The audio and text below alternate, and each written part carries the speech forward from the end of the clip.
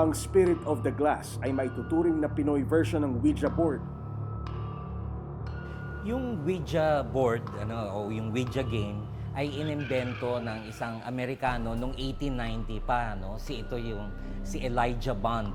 Inimbento niya to talaga bilang isang parlor game, parang Snakes and Ladders, parang Scrabble, na magtatanong ang mga participants at sinasabi lang na inspired by the divine, ay po pwedeng masagot ng yes, no.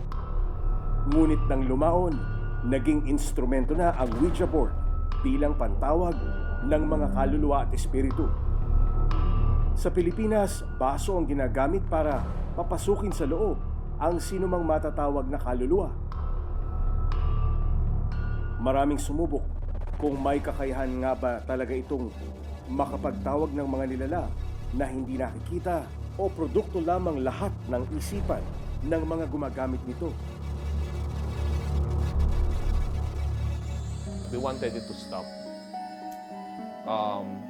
Pero ayaw niya.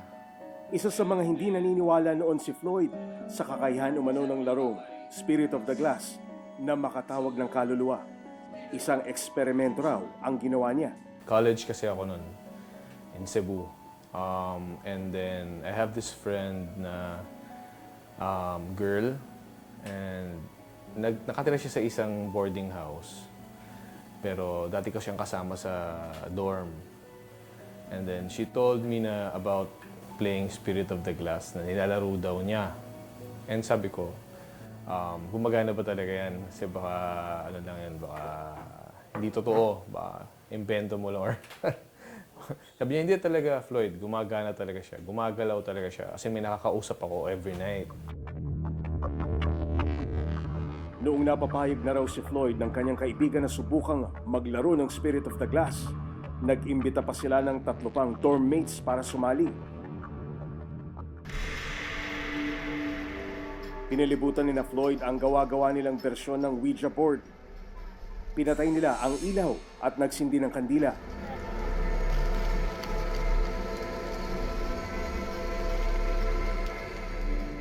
Nagdasal si na Floyd.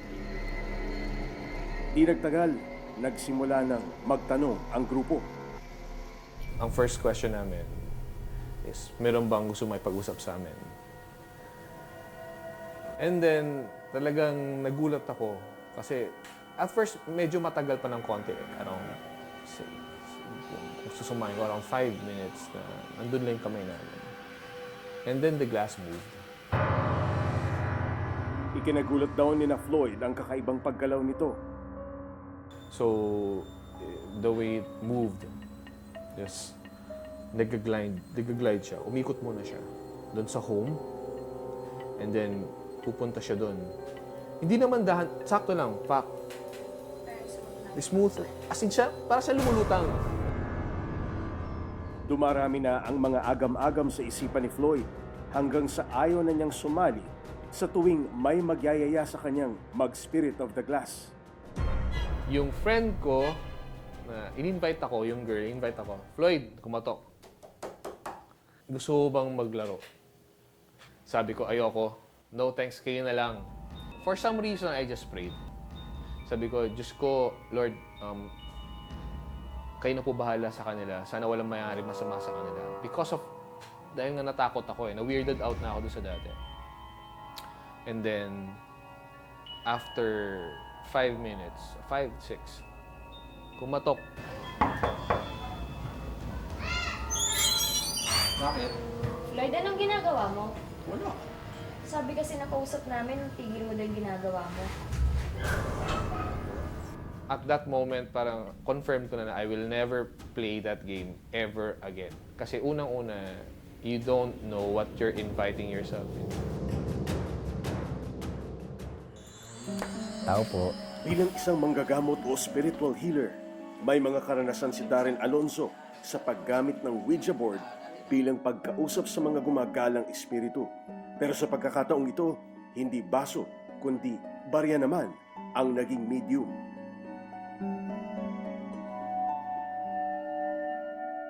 Kinonsulta ako ng estudyante ko about dun sa project nila na kung pwede daw sumama ako sa paranormal investigation.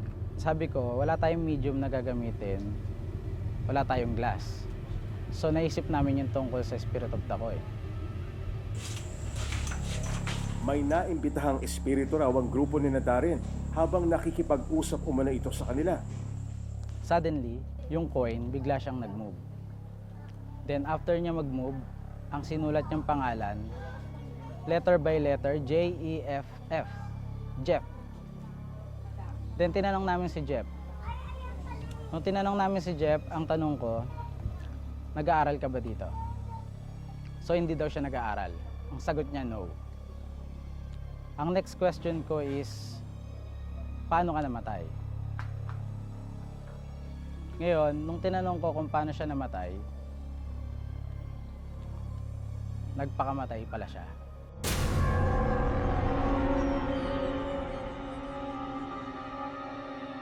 Doon naman sa building na pangalawang pinuntahan namin. Ayon kina Darren, napag-alaman nila sa kanilang pagtatanong sa gwardya ng gusali na may dating nakatirang Jeff doon at pareho ng kwento doon na natawag nilang kaluluwa.